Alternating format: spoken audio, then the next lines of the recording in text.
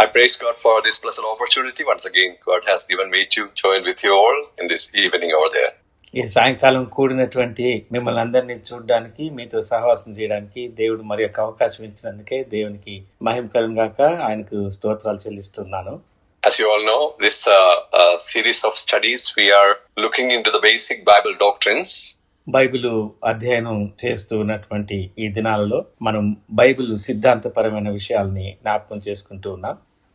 It is important to know the doctrines in our day-to-day Christian life. మన అనుదిన క్రైస్తవ జీవితానికి బైబిల్ సిద్ధాంతపరమైన విషయాలు తెలుసుకోవడం చాలా అవసరమే. But if we are not practicing what we learn in the doctrine, it is actually becoming useless. మనము అనుదిన జీవితాల్లో అన్వయించుకోకపోతే ఆ విషయాలు తెలుసుకోవడం మన అనుదిన జీవితాల్లో ఏ ప్రయోజనం కూడా చేయదు. Many times people are thinking doctrinal subjects are just theory and practical topics are different. చాలా మంది అంటా ఉంటారు, పుస్తకంలో నుంచి తెలుసుకునేటువంటి విషయాల కంటే అనుభవంలో తెలుసుకునేటువంటి విషయాలు భిన్నంగా ఉంటాయని. But in this series, I would like to present the doctrinal subject in a practically applicable way. కానీ ఈ దినాలలో మీతో నేను బైబిల్ అధ్యయనం చేస్తున్న దినాలలో మన అనుదిన జీవితానికి అన్వయించుకోదగినటువంటి పుస్తక రూపమైనటువంటి అధ్యయనాలు నేను మీ మధ్యలోకి తీసుకుని వస్తున్నాను. Last 2 weeks we have covered bibliology and theology proper. గత 2 వారాలుగా బైబిల్ సిద్ధాంతపరమైనటువంటి బైబిల్ విషయాలను గురించి తెలుసుకుంటూ అదే సంబంధంగా మత సంబంధించినటువంటి వాటి అన్నిటి విషయాల్లో కూడా మనం నేర్చుకుంటూ వస్తున్నాం. And today we are going to cover the subject Christology, that is the study about our Lord Jesus Christ. ఈ రోజున క్రీస్తుని గురించినటువంటి విషయాలు తెలుసుకోబోతుంటున్నాం. Once Jesus Christ asked his disciples that, who do you think that I am? ఒకసారి యేసుక్రీస్తు ప్రభు నేను ఎవరని మీరు అనుకుంటున్నారు అని అడిగారు.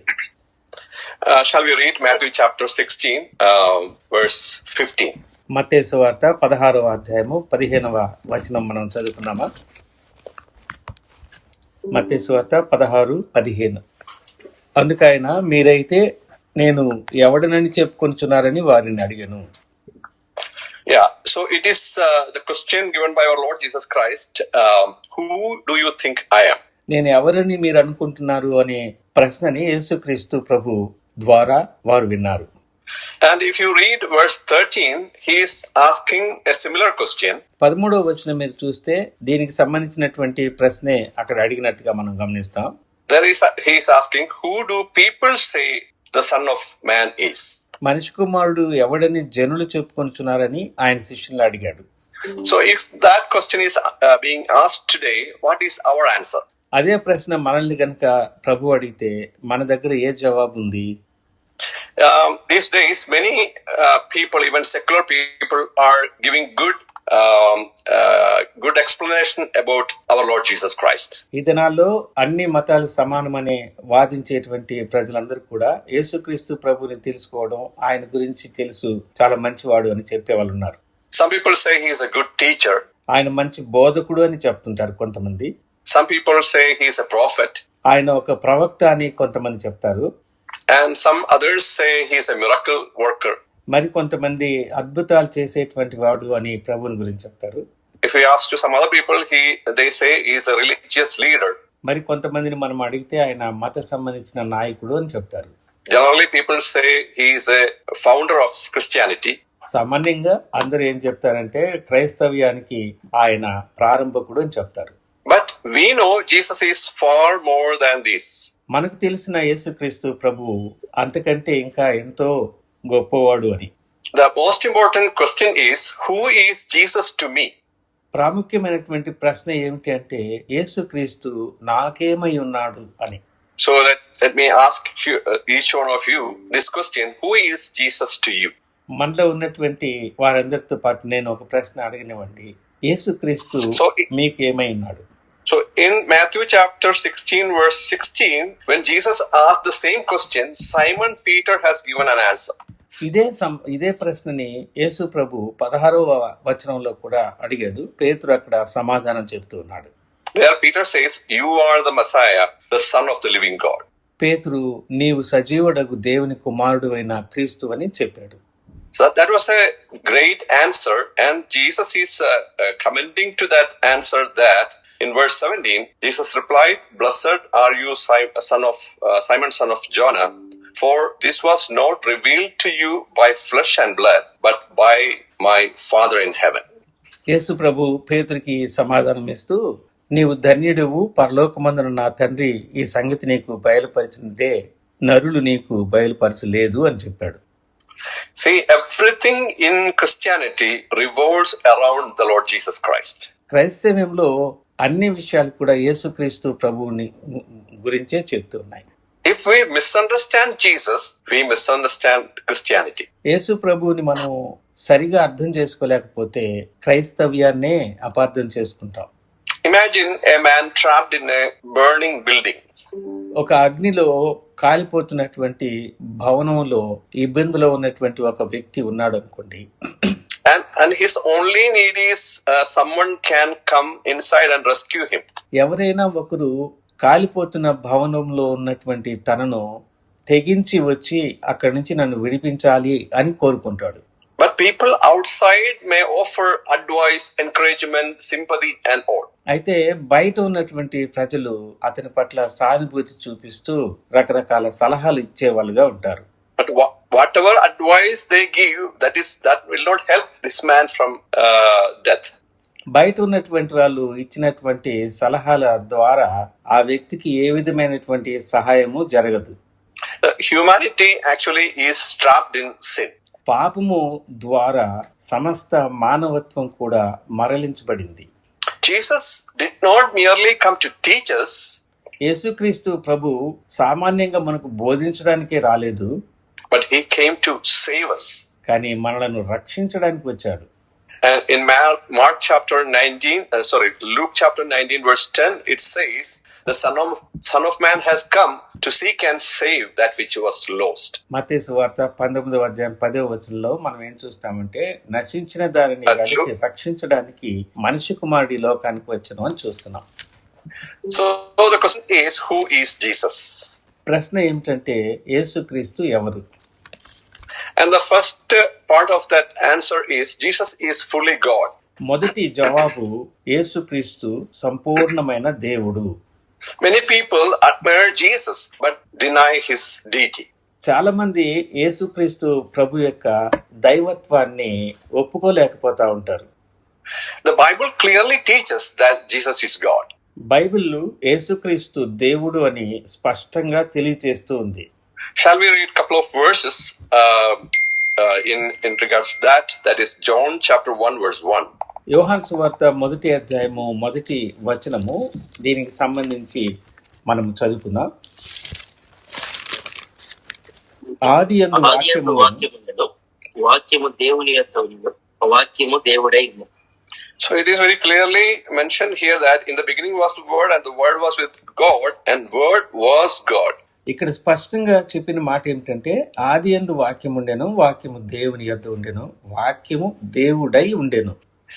And in some religion, they consider Jesus as a prophet, and they say there is no mention about the deity of God in the Bible. చాలా మంది మత సంబంధించినటువంటి వాళ్ళు యేసుక్రీస్తు ఒక ప్రవక్త మాత్రమే, బైబిల్ గ్రంథంలో ఆయన దేవుడు అని ఎక్కడ కూడా ప్రస్తావించబడలేదు అంటారు. And in some denominations of Christianity, they also think that Jesus Christ is coming from God, but he is not God. క్రైస్తవంలో ఉన్న కొన్ని శాఖల వాళ్ళు కూడా దేవుని వద్ద నుంచి వచ్చినటువంటి వాడు యేసుక్రీస్తు ప్రభు, కానీ దేవుడు కాదు అని అంటారు. And this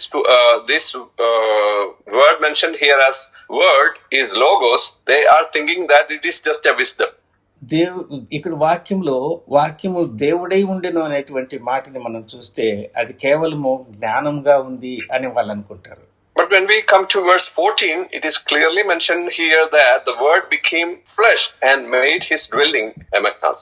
14వ వచనంలోకి మనం వస్తే, ఆ వాక్యం శరీరధారి అయి కృపా సత్య సంపూర్ణుడుగా మన మధ్య నివసించెను అని తెలియజేస్తుంది.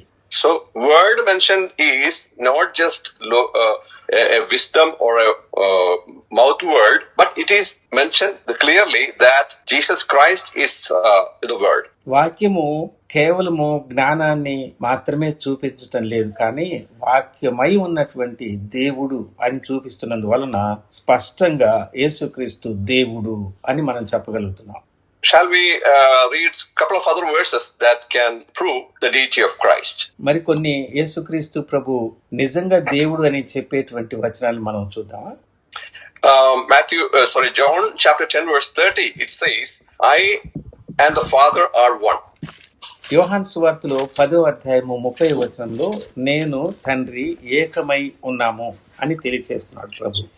Here Jesus is actually speaking to the Jews. ఇక్కడ ప్రభు యూదులతో మాట్లాడుతూ ఉంటున్నాడు. And the Jews were thinking only the Father is God and Jesus Christ is just a man.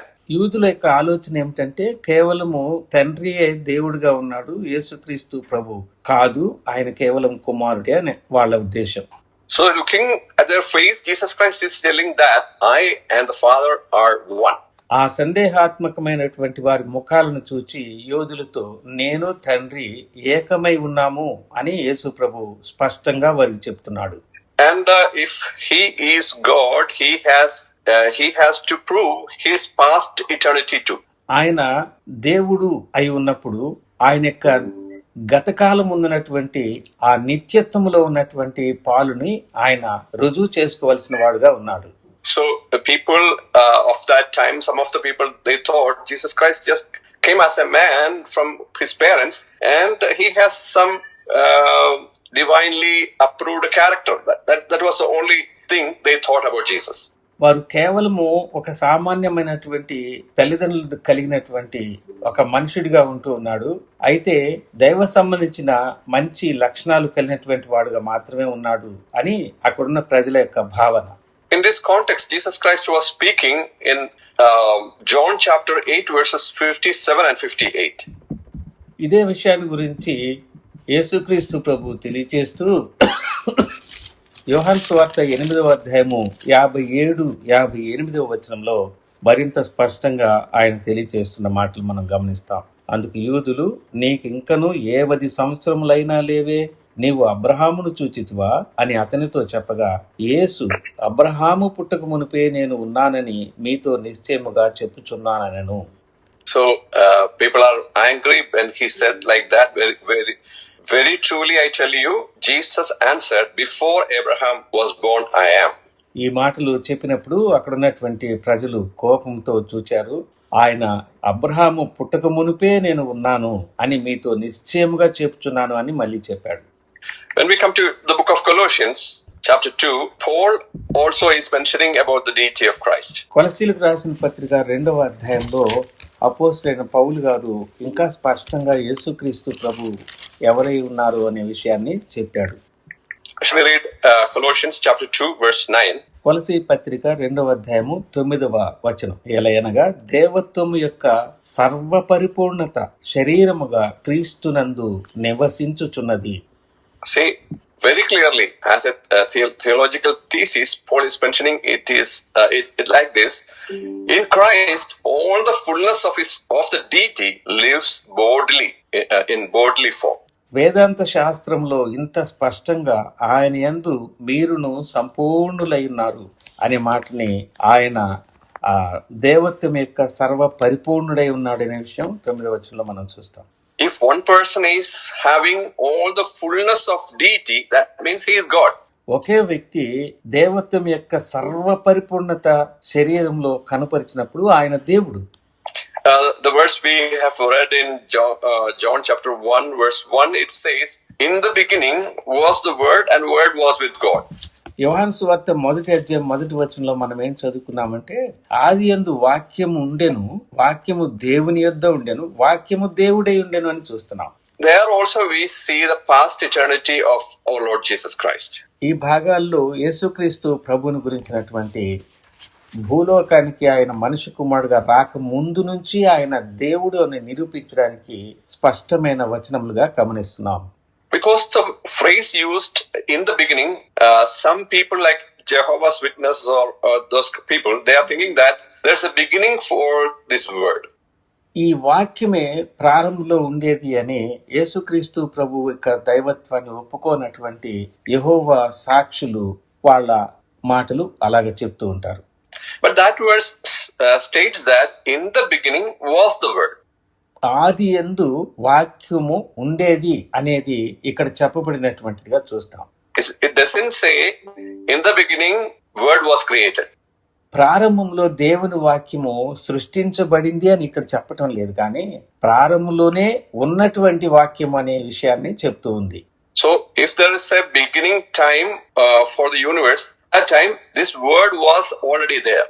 ఈ ప్రకృతిని సమస్తాన్ని సృష్టించేటువంటి ఆ సమయంలో దానికంటే ముందే వాక్యము ఉండేది అని ఇక్కడ మనం అర్థం చేసుకోవాలి. That means the moment, if there is a starting point for the universe, that moment also it was already there. It was continuously there.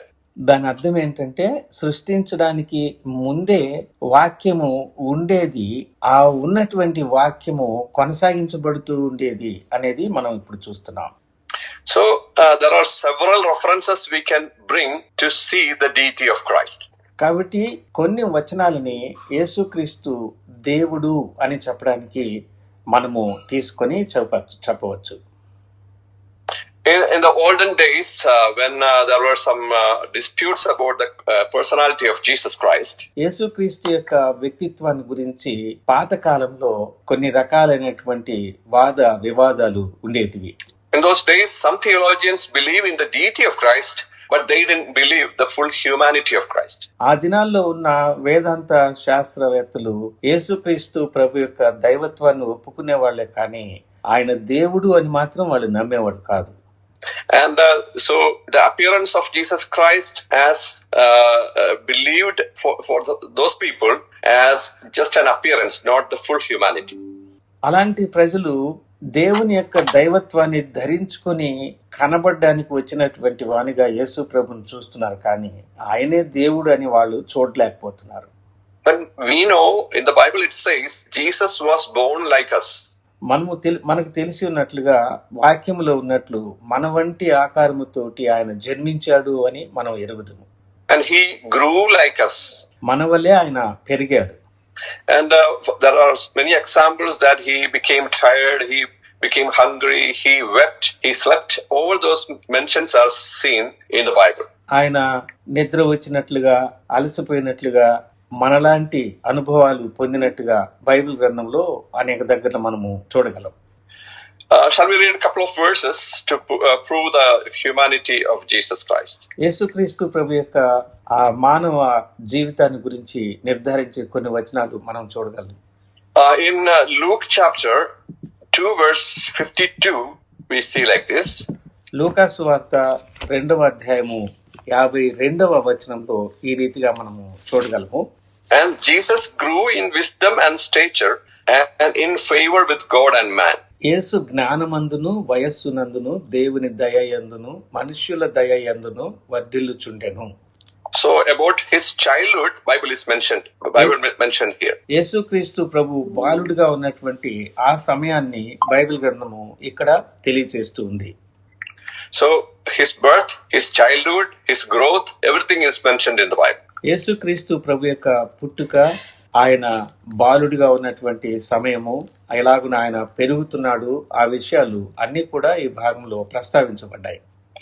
And when we come to John chapter 4 verse 6, again we see the evidence of his human nature.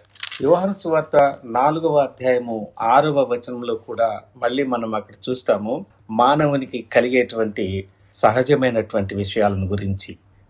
There we see the story of Jesus speaking to the Samaritan woman. ఈ భాగంలో సమరయ స్త్రీని గురించినటువంటి సందర్భాన్ని యేసు ప్రభు ప్రస్తావించడాన్ని మనం గమనించవచ్చు. In verse 4 we see he had to go through Samaria, and in verse 6 we see in Jacob's well was there, and Jesus tired as he was from the journey. యోహాను సువార్త 4:4 సమరయ మార్గము మీద వెళ్ళవలసి వచ్చినటువంటి ప్రభువును చూస్తే 5వ వచనంలో ఆ దారిలో ఒక బావి ఉన్నట్టుగా గమనిస్తున్నాడు. 6వ వచనంలో ప్రయాణము వలన యేసు అలసి ఉన్న రీతిని బావి వద్ద కూర్చుండెను అని మనం గమనిస్తాం. See, Christ was having a big journey from Jerusalem to through Jericho, and because of that walking a lot of distance and time, he became tired. యెరూషలేము నుంచి యెరికో మీదుగా సమరయకి వెళ్ళవలసి వచ్చిన యేసు ప్రభు చాలా సుదూరమైనటువంటి ప్రయాణం చేయవలసి వచ్చిన మూలాన ఆయన అలసి ఉన్నటువంటి రీతిగా ఈ భాగంలో కనబడుతున్నాడు. That means he was fully man at his incarnation. ఆయన యొక్క పుట్టినటువంటి ఆ ఆకారమందు సంపూర్ణమైనటువంటి మనుష్యుడుగా మనకి ఇక్కడ కనబడుతున్నాడు. In John 11:35, again we see that Jesus Christ has all the emotions as a human being. యోహాను సువార్త 11వ అధ్యాయము 35వ వచనంలో మనం ఏం చూస్తామంటే ఆ భాగంలో ఆయన కన్నీళ్లు విడిచినటువంటి వానిగా మన వంటి అలాంటి పరిస్థితి ఎదుర్కొన్నట్టు మనం చూస్తాం. యేసు కన్నీళ్లు that means when he saw people are crying about the death of Lazarus, Jesus also felt the same and he cried. యేసు ప్రభు లాజరు చనిపోయిన సందర్భంలో అక్కడున్న మనుషులు ఏడుస్తూ ఉన్నప్పుడు చూచినప్పుడు ఆయన మనసు కూడా ఏడవాలి అని అనిపించినట్టుగా ఆయన కన్నీళ్లు విడిచినటువంటి సంపూర్ణ మనిషిగా మనకు కనబడతాడు. But when we read Hebrews chapter 4 verse 15, we see one difference between normal human beings and Jesus Christ. అయితే హెబ్రీ పత్రిక 4వ అధ్యాయము 15వ వచనంలో ఒక ప్రత్యేకమైన సామాన్యమైనటువంటి మనుషునికి యేసు ప్రభు మనుష్య కుమారుడుగా ఉన్నటువంటి ఆ స్థితికి వ్యత్యాసాన్ని మనము గమనిస్తాం. హెబ్రీ 4:15లో మన ప్రధాన యాజకుడు మన బలహీనతల యందు మనతో సహానుభవము లేనివాడు కాడు, కాని సమస్త విషయములలోనూ మన వలనే శోధింపబడినను ఆ పాపము లేనివాడుగా ఉండెను. See, here it clearly mentions that he was tempted like each one of us except for sin. మనలో ప్రతి వాళ్ళ వలనే ఆయన కూడా బలహీనతలో సహానుభవము కలిగినటువంటి వాడుగా ఉన్నప్పటికీ ఆయన పాపము లేనివాడుగా ఉన్నాడు అనేది మనం చూస్తాం. So Jesus was fully human, but only difference between general human beings and Jesus was he did not have any sin in him. యేసుక్రీస్తు ప్రభు మనందరి వలనే మానవుడిగా సంపూర్ణంగా కనబడుతున్నాడు, కానీ మనము చేసినట్టు ఆయన పాపం చేయకుండా ప్రత్యేకమైనటువంటి వాడుగా మనం గమనిస్తాం. So why it is important to mention about his humanity? ఎందుకు ఆయన సంపూర్ణ మానవుడు అని చెప్పాల్సి వచ్చిన ముఖ్యత్వం? Jesus understands us. యేసుక్రీస్తు ప్రభు మన గురించి అర్థం చేసుకుంటూ ఉన్నాడు. When we suffer, he understands. మనము బాధపడుతూ ఉన్నప్పుడు ఆయన అర్థం చేసుకోగలడు. When we are tempted, he understands. మనం శోధించబడుతున్నప్పుడు ఆయన గమనించగలడు. When we cry, he understands. మనము ఏడ్చే సమయంలో ఆయన అర్థం చేసుకుంటూ ఉన్నాడు. We sometimes think no one can understand me. చాలాసార్లు మనము మనల్ని గురించి ఎవరు కూడా అర్థం చేసుకోలేకపోతున్నారు అని మనం అనుకుంటాం. The other day here in a meeting, one of our Christian doctors, he came and spoke about the depression. ఈ రీతిగా కూడికలలో ఉన్నప్పుడు వాళ్ళల్లో ఉన్న ఒక డాక్టర్ గారు నిరాశలోనికి ఎలాగా వెళతారు అనేటువంటి సందర్భాన్ని గురించి ఆయన తెలియచేశాడు. He is a psychiatrist. ఆయన మానసిక సంబంధించినటువంటి వైద్యుడు. But he is a born again person and he is an elder of a church. ఆయన క్రొత్తగా జన్మించినటువంటి రక్షించబడిన వ్యక్తిగా ఉంటూ ఒక సంఘానికి పెద్దగా కూడా ఉన్నాడు. And he said several Christian brothers and sisters, they are in a state of depression. చాలా మంది క్రైస్తవ సంఘాలలో ఉన్న సహోదరులు సహోదరులు ఒక రకమైనటువంటి నిరాశలో ఉన్నారు అని చెప్పాడు. So in this busy world, if I ask all of you, have you ever felt stressed or everyone can say yes in one time or other time. ఈ నశించుచున్నటువంటి లోకంలో జీవిస్తున్న సామాన్య మానవులమైన మనం అందరం కూడా ఎవరో ఒకరము ఏదో ఒక సందర్భంలో ఒక రకమైనటువంటి ఇంకా ఏముందులే అనేటువంటి నిరాశలోకి ఆ అనుభవాన్ని రుచి చూచిన వాళ్ళంగా తప్పకుండా ఉంటాం. So when I ask you, when at the moment of your stress, you might think that no one understands me. ఒక విషయం అడగనివ్వండి, అట్లా మీకు మీరు నా గురించి ఎవరు కూడా సరిగా నన్ను అర్థం చేసుకోలేకపోతున్నారు అని అనుకున్నప్పుడు మీరు అప్పుడు ఏమని అనుకొని ఉంటారు? So in this theological subject, within this we can find this practical thought that even when nobody understands us, Jesus Christ can understand us. ఈ వేదాంత శాస్త్రాన్ని అధ్యయనం చేస్తున్నటువంటి మనము మనల్ని ఎవరు కూడా అర్థం చేసుకునే వాళ్ళు లేరు అని తెలుసుకునేటువంటి ఆ సందర్భంలో యేసుక్రీస్తు ప్రభు తప్ప ఇంకెవరు మనల్ని అర్థం చేసుకోలేరు అనే సత్యాన్ని కూడా నేర్చుకుంటున్నాం. The more we know him, the more we love him. మనం ఆయన్ని ఎంత ఎక్కువగా మనం తెలుసుకోగలమో అంత ఎక్కువగా ప్రభువుని ప్రేమించగలం. More than your best friend, more than your wife, more than your husband, Jesus can understand you. నీ స్నేహితుని కంటే, భార్య కంటే, భర్త కంటే నిన్ను ఎక్కువ అర్థం చేసుకునేవాడు యేసుక్రీస్తు ప్రభు. Have you ever tried to have a great friendship with the Lord Jesus Christ? యేసుక్రీస్తు ప్రభువుతోటి ఈ గొప్ప అనుభవంతో కూడిన స్నేహాన్ని ఎప్పుడన్నా నీవు కలిగి ఉన్నావా? Many times when we think about Jesus Christ, he is somebody who is in heaven, distant from me. Only when I pray, he listen to me. So that kind of a distant relationship we continue with the Lord Jesus Christ. చాలా సార్లు మనం ఏమనుకుంటామంటే ఎక్కడో పరలోకం ఉన్న యేసు ప్రభుకి మనం ఎప్పుడో ప్రార్థన చేసినప్పుడు మాత్రమే ఆయన వింటాడు, కానీ మనకు ఆయన ఎప్పుడూ దూరంగా ఉన్నాడు కదా అనేటువంటి భావనతో చాలా సార్లు మనం అనుకుంటూ ఉంటాం. But Jesus himself said, love God with all your heart, all your mind, all your soul, and all your strength. అందుకని యేసు ప్రభు ఎప్పుడు చెప్తూ ఉంటాడు ఒక్కటే, నీ పూర్ణ మనసుతో, నీ పూర్ణ బలముతో, నీ పూర్ణ ఆత్మతోటి నీ దేవుడైన యెహోవాను సేవించాలి అని చెప్తాడు. So we can bring our joys, fears and struggles to him. మన యొక్క సుఖ దుఃఖాలను, భయ ఆందోళన అంతటిని కూడా మనం ప్రభు దగ్గరికి తీసుకుని వచ్చే వాళ్ళంగా ఉండాలి. We used to sing this hymn, what a friend we have in Jesus. యేసుక్రీస్తు ప్రభులో నాకెంత గొప్ప స్నేహం ఉంది అని ఒక పాట మనం పాడుకుంటాం. I hope that song is translated even in Telugu, right? తెలుగులో కూడా ఆ పాట ట్రాన్స్లేట్ చేస్తున్నారు కదా, నేను అనుకుంటున్నాను అట్లా. Yeah, we have that in Malayalam also. Malayalam భాషలో కూడా అలాంటి పాట మేము కలిగి ఉన్నాం. So very comforting song. అది చాలా మనలను ఆదరించేటువంటి పాట. So this thought we should have always in our mind, that our Lord Jesus Christ is the closest person that I can reach every time. మనం ఎప్పుడు కూడా ఒకటే అనుకోవాలి, ఆయన నా గురించి తెలుసుకుంటూ ఉన్నటువంటి వాడుగా ఉన్నాడు, నేను ఎప్పుడు ఆయన దగ్గరికి వచ్చినా నన్ను అర్థం చేసుకునేవాడుగా ఉన్నాడు అని ఎప్పుడు మనం తలంచుకుంటూనే ఉండాలి. So the first point we covered is that who is Jesus? మొట్టమొదటి మాట మనము చూచాము, యేసుక్రీస్తు ఎవరు అని. And two answers we found, he is fully God and he is fully man. రెండు జవాబులను మనము చూచాము. ఒకటి ఆయన సంపూర్ణమైన దేవుడు, రెండవది సంపూర్ణమైన మనుష్యుడు. He is not 50% God and 50% man. ఆయన సగము దేవుడు సగము మనుషుడు కాదు. He is 100% God and 100% man. ఆయన 100% దేవుడుగా ఉన్నాడు, 100% మనుషుడుగా ఉన్నాడు. So we are going to see the second point. రెండవ రుజువు యేసుక్రీస్తు గురించి మనం చూద్దాం. Why did Jesus come? ఎప్పుడు యేసుక్రీస్తు వచ్చాడు?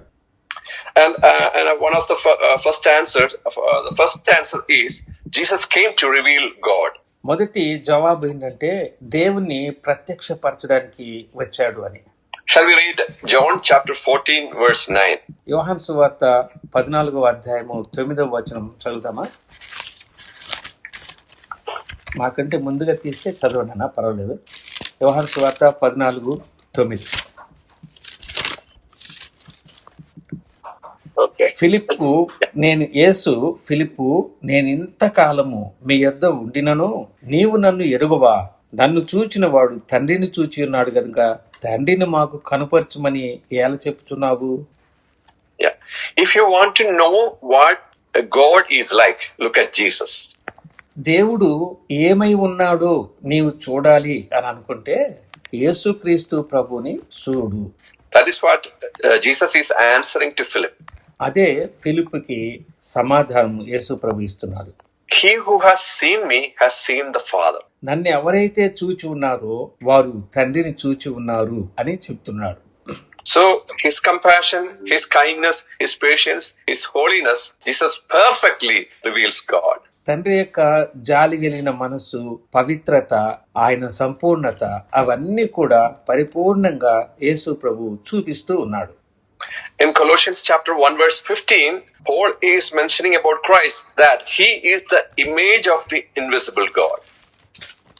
కొలసీ పత్రిక 1వ అధ్యాయము 15వ వచనంలో పౌలు గారు స్పష్టంగా యేసుక్రీస్తు ఏమై ఉన్నాడు అని తెలియజేస్తూ ఆయన అదృశ్య దేవుని స్వరూపి అయి సర్వ సృష్టికి ఆది సంభూతుడై ఉన్నాడు అని చెప్పాడు. Yeah, he is the image of the invisible God. అదృశ్యుడైనటువంటి దేవుని స్వరూపే యేసుక్రీస్తు ప్రభు. And previously we read a verse in chapter 2 that the fullness of the Godhead bodily dwelleth in him. సంపూర్ణమైనటువంటి దేవుడుగా ఎలాగ ఉన్నాడు అని ఇంతకు ముందే మనం చూచాము. అది ఇంతకు ముందే ఆయన వాక్యమై ఉన్నటువంటి దేవుడిగా ఉండేవాడు కనుకనే అని. So if we ask this question, why did Jesus come? He came to reveal God. ఇక్కడ ప్రశ్న ఎందుకు యేసుక్రీస్తు వచ్చాడు అనేటువంటి ప్రశ్నలో ఆయన దేవుని సంపూర్ణమైనటువంటి ప్రత్యక్షతని తనలో మనకు చూపించడానికే వచ్చాడు అని చెప్పగలుగుతున్నాం. And why did Jesus come? The second answer is he came to die for our sins. ఎందుకు యేసుక్రీస్తు ప్రభు వచ్చాడు అనంటే రెండవ సమాధానం మన పాపముల కొరకు మరణించడానికే. This is the heart of the gospel. సువార్త అంతటికి కేంద్రమైనటువంటిదే ఈ సమాధానం. Shall we read it? Romans chapter 5 verse 8. రోమపత్రిక 5వ అధ్యాయము 8వ వచనం చదువుకుందాం. Romans chapter 5 verse 8. రోమిలకు రాసిన పత్రిక 5వ అధ్యాయము 8వ వచనం. అయితే దేవుడు మన ఎడల తన ప్రేమను వెల్లడిపరచుచున్నాడు ఎట్లనగా మనం ఇంకనూ పాపులమై ఉండగానే క్రీస్తు మన కొరకు చనిపోయెను. So Jesus died for us. That means he loves the sinners.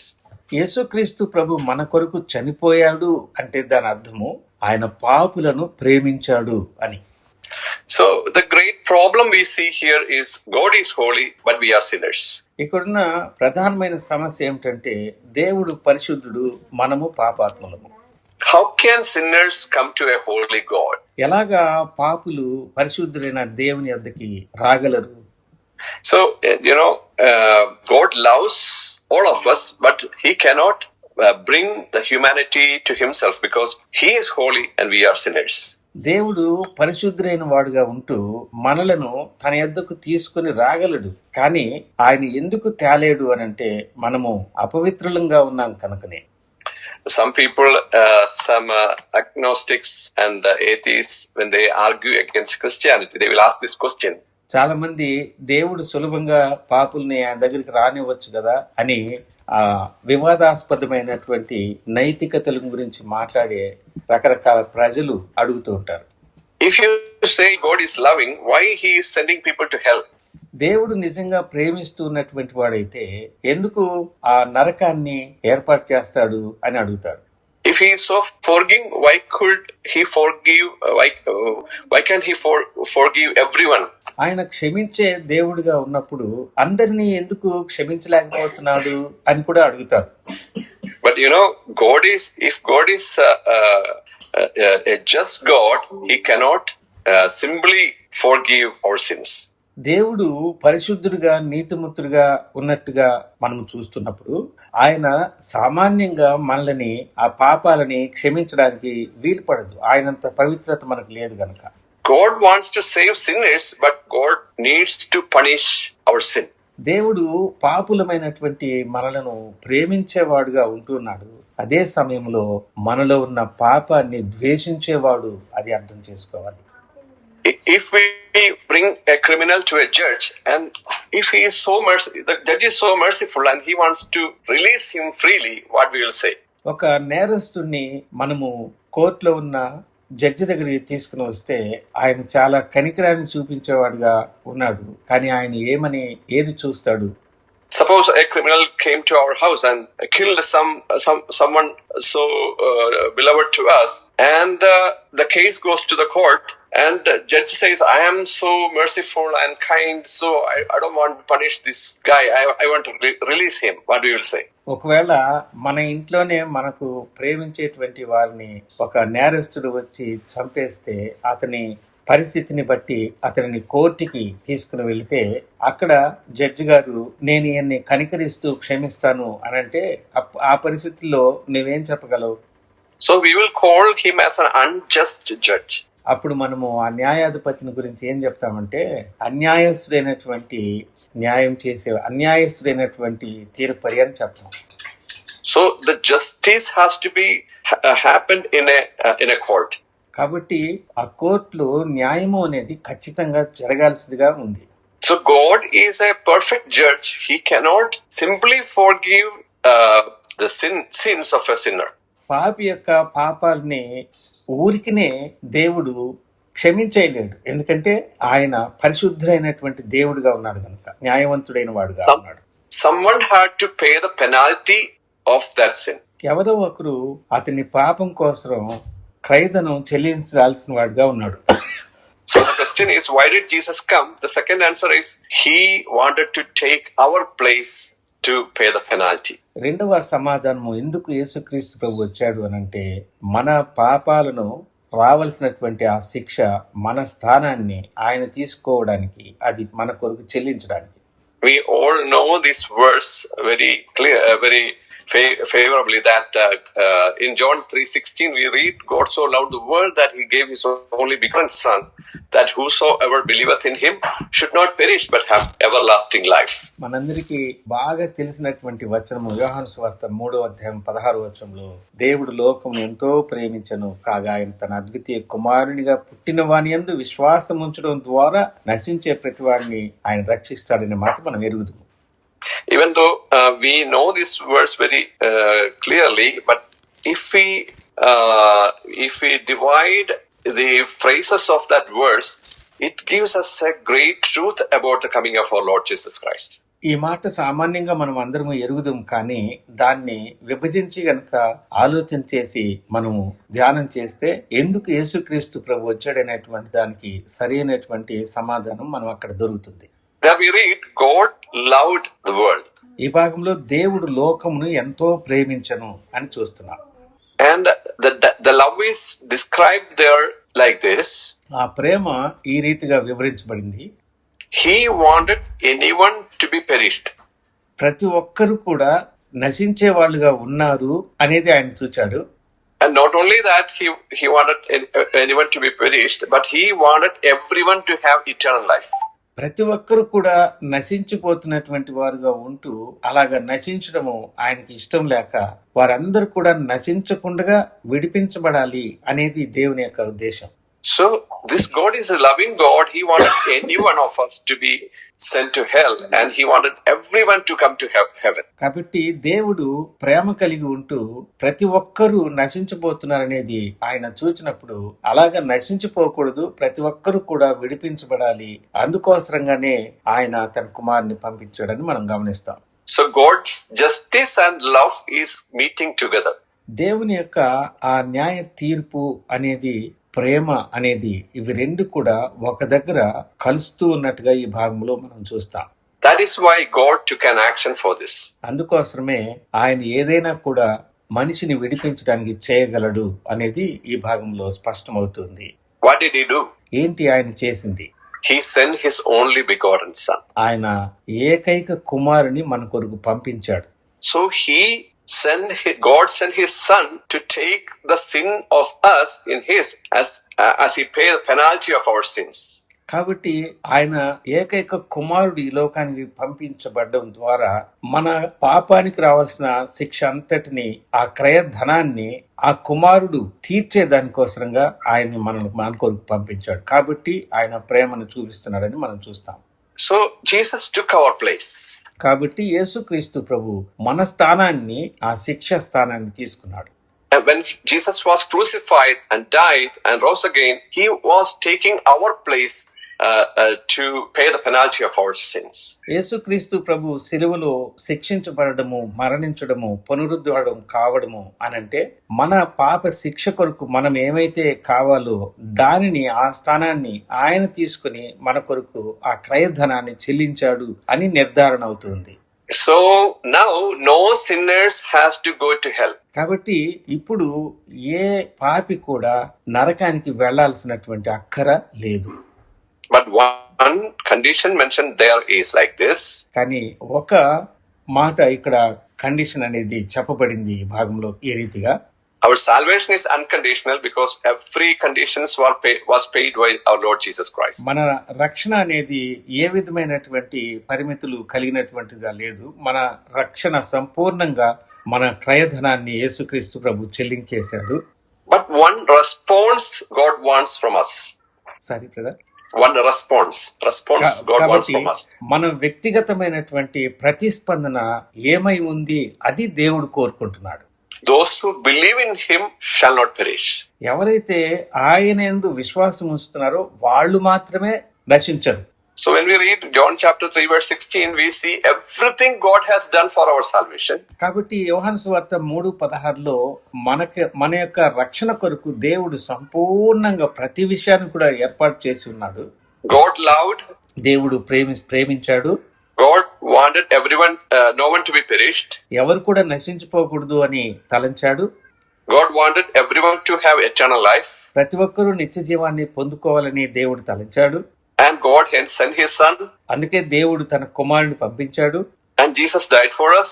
యేసుక్రీస్తు ప్రభు మన కొరకు మరణించాడు. So everything is done by God. దేవుని వలన సమస్తము మన రక్షణ కొరకు సిద్ధం చేయబడింది. But only one thing we need to do. ఒక్క విషయాన్ని మనము చేయాల్సిన అవసరం ఉంది. We believe. మనము విశ్వసించాలి. So anyone in this world, whoever he is, whatever sin he has done, if he believe in the Lord Jesus Christ that he died for me, that person will be saved. ప్రతి ఒక్కరూ ఏమై ఉన్నారనేది సమస్య కాదు. కానీ ఎవరైనా సరే నా పాపముల కొరకు యేసు ప్రభు చనిపోయాడు అనేది తన యొక్క విశ్వాసం చూపిస్తాడు, వారు మాత్రమే విడిపించబడతారు. So we can ask these critics like this: is God loving? Is God forgiving? Yes. ఈ వాక్యాలను మనం చూస్తున్నప్పుడు దేవుడు క్షమించేవాడుగా ఉన్నాడా, దేవుడు ప్రేమించేవాడుగా ఉన్నాడా అంటే అవును అని మనం చెప్పగలం. So God is a God of love, God of justice. He has done everything for us. కాబట్టి దేవుడు ప్రేమయ్యి ఉంటూ, పరిశుద్ధుడై ఉంటూ, న్యాయవంతుడై ఉంటూ మన కొరకు చేయవలసినవి అన్ని కూడా చేసేశాడు.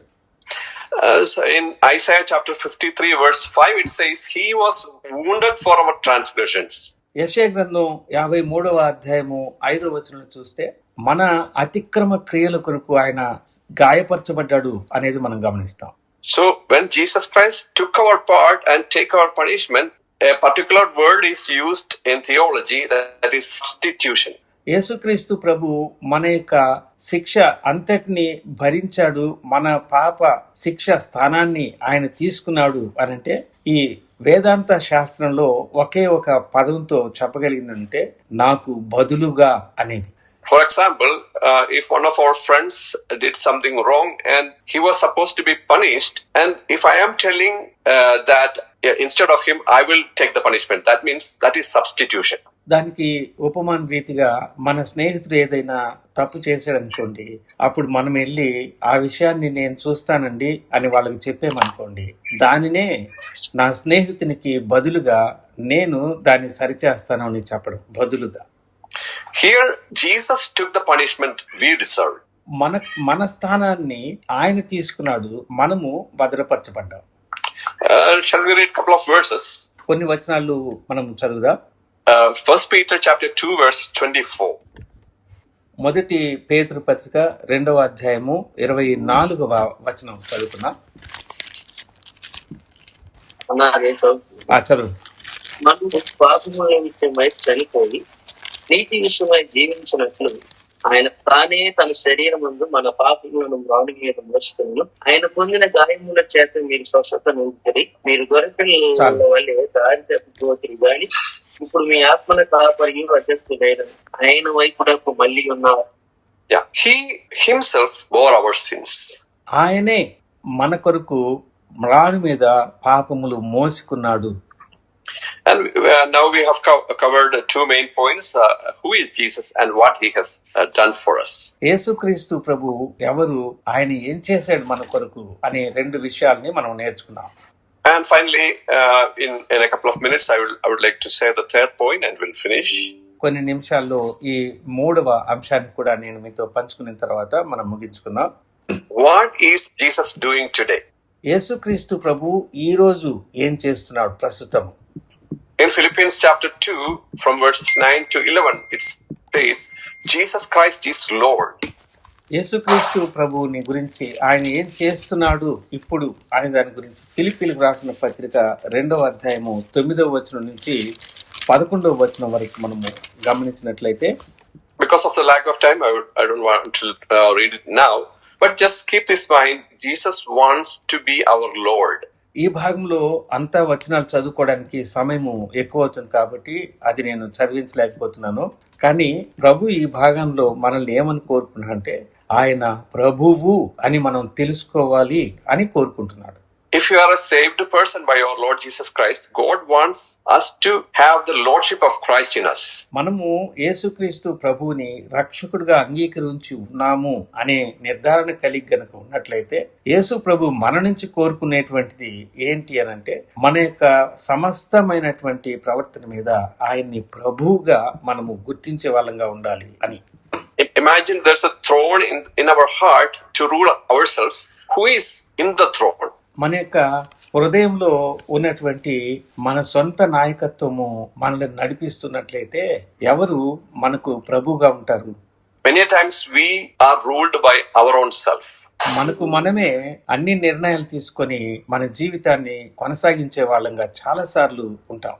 But because we are saved, because we are purchased by our Lord Jesus Christ, God wants us to be ruled by our Lord Jesus Christ. ఎందుకంటే మనం రక్షించబడి ఉన్నాం కదా, మనం యేసు ప్రభు ద్వారా కొనబడ్డాం కదా, అందుకే మనల్ని మనము కొనసాగించుకునే వాళ్ళంగా ఉంటాం. అది ఆయన కోరుకోవట్లేదు. ఆయన చేత మనం కొనబడ్డప్పుడు ఆయన్ని ప్రభువుగా ఒప్పుకుని ఆయన నాయకత్వం క్రింద మనం జీవితాన్ని నడిపించే వాళ్ళంగా ఉండాలి అని అది ప్రభువు కోరుకుంటున్నాడు ఈ భాగంలో. Secondly, Jesus Christ is our high priest. రెండవదిగా యేసుక్రీస్తు మనకు ప్రధాన యాజకుడిగా ఉన్నాడు.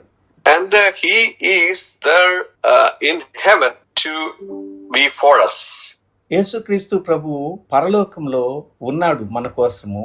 ఎందుకు అనంటే మన పక్షంగా ఆయన అక్కడ ఉన్నాడు. In Hebrews chapter 7 verse 25 it says he always lives to make intercession for all of us.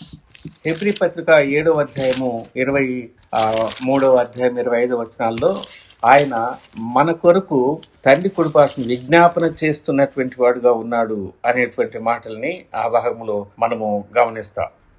We know a lawyer stands beside a client in the court. ఒక లాయరు ఒక నేరాన్ని గురించి వాదిస్తూ ఉంటాడు కదా కోర్టులో. So Jesus Christ stands for us before the Father. అలాగనే యేసుక్రీస్తు ప్రభు మన పక్షంగా ప్రతివాదిగా తండ్రి దగ్గర ఆయన వాదించేటువంటి వాడుగా ఉన్నాడు. So thirdly, Jesus Christ is preparing a place for us. మూడవదిగా మన కొరకు స్థలము సిద్ధపరుస్తున్నటువంటి దేవునిగా మనం చూస్తున్నాం. In John chapter 14, it is a familiar verse that I am going to prepare a place for you. యోహాను సువార్తలో 14వ అధ్యాయంలో మనం ఎరుగుదుము, నేను మీ కొరకు స్థలం సిద్ధపరచడానికి వెళ్తున్నాను అనేటువంటి మాట ఆ భాగంలో ప్రభు తెలియజేస్తాడు 2వ వచనంలో. One day our Lord Jesus is going to return. ఒక రోజున మన ప్రభు అయిన యేసుక్రీస్తు తిరిగి మన యొద్దకి వస్తూ ఉన్నాడు. So it is our hope that we will be with him forever. ఆయనతో మనం ఎప్పటికీ ఉంటాము అనేటువంటి ఆ నిరీక్షణని మనం పొందుకునేటువంటి వాళ్ళంగా ఉండాలి. Brothers and sisters, this world is not our final hope. ఈ లోకం మాత్రమే మన యొక్క పూర్తి నిరీక్షణ కాదు నా ప్రియ సోదరి సోదరులారా. We have a personal relationship with our Lord Jesus Christ. మన ప్రభు అయిన యేసుక్రీస్తుతో మనకు వ్యక్తిగతమైనటువంటి దగ్గర సంబంధము కలిగి ఉన్నాం. Christianity is not merely following the rules. క్రైస్తవ్యము కేవలము ఆ ఏవైతే చెప్పబడ్డాయో ఆజ్ఞల్ని వాటిల్ని అనుసరించేది మాత్రమే కాదు. Christianity is not just attending the church. క్రైస్తవ్యము అనేది కేవలము సంఘానికి వెళుతూ ఉండడం మాత్రమే కాదు. Christianity is not just learning the doctrine. క్రైస్తవ్యము అనేది కేవలము సిద్ధాంతాలను తెలుసుకోవడం మాత్రమే కాదు. Christianity is a relationship with our Lord Jesus Christ. కానీ క్రైస్తవ్యము అనేది మంచి దగ్గర సంబంధము ప్రభు అయిన యేసుక్రీస్తుతో కలిగి ఉండడము. Are we trusting Him completely? మనము ఆ విధంగా పరిపూర్ణంగా ఆయన్ని నమ్ముతున్నామా? Are we able to talk to Him daily? ప్రతిరోజు అంత దగ్గరగా ఉన్నటువంటి ఆయనతో మనం మాట్లాడగలుగుతున్నామా? Are we following Him every day? ప్రతి అనుదిన జీవితంలో ఆయన్ని మనము అనుసరించగలుగుతూ ఉంటున్నామా? Do we have a desire to become like Him? ఆయనలాగా నేను ఒకప్పుడు మారిపోవాలి అనే ఆశ మనలో ఉందా? How many times are we telling others about Him? ఆయన్ని గురించి ఎన్నిసార్లు ఇతరులకు మనం చెప్తూ ఉంటాం? So I would like to stop here. నేను ఇక్కడ ముగించాలని అనుకుంటా ఉన్నాను. Today we have learned 3 main points. 3 ప్రాముఖ్యమైనటువంటి సంగతులు ఈ రోజున మనం నేర్చుకున్నాం. Who is Jesus? That was the first point. యేసుక్రీస్తు ఎవరు? మొదటిది. What's the answer? జవాబు ఏంటి?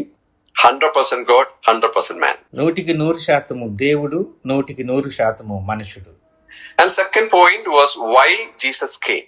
ఎందుకు యేసుక్రీస్తు వచ్చాడు అనేది రెండవ భాగం. 3 answers. Sorry brother. 3 answers. 3 జవాబులు మనం చూచాము. To reveal God, to save sinners, to die for the sinners, to die and rose again. దేవుని ఆయనలో చూపించడానికి వచ్చాడు, మన స్థానం తీసుకొని మరణించడానికి వచ్చాడు, మన కోసము సమాధి జయించి తిరిగి లేవడానికి వచ్చాడు అని 3 సమాధానాలు ఎందుకు యేసుక్రీస్తు వచ్చాడనే దానికి మనం చూచాం. And the third main point was what Jesus is doing today. 3వ ప్రాముఖ్యమైన సంగతి ఏంటంటే ఈ రోజున ఆయన ఏమై ఉన్నాడు, ఏం చేస్తూ ఉన్నాడు అనేది మనం చూచాం. He is reigning as the Lord. ఆయన ప్రభువుగా పరిపాలన చేస్తూ ఉన్నాడు. He is interceding for believers. విశ్వాసులమైన మన కొరకు మధ్యవర్తిత్వాన్ని కొనసాగిస్తున్నాడు తండ్రి అయిన దేవునితో. And thirdly, he is preparing our eternal hope. 3వదిగా మన నిత్యము ఉన్నటువంటి ఆ నిరీక్షణను ఆయన పూర్తి చేయబోతూ ఉంటున్నాడు. May the Lord help us to love this Lord and have a personal relationship with Him every day. ప్రతిరోజు మనము దేవుని దగ్గర సంబంధం కలిగినటువంటి అనుభవం కలిగినటువంటి వాళ్ళంగా, ఆయనని ప్రేమించేటువంటి తత్వము కలిగినటువంటి వాళ్ళంగా ఉండడానికి ప్రభు మనకు సహాయం చేయనుగాక.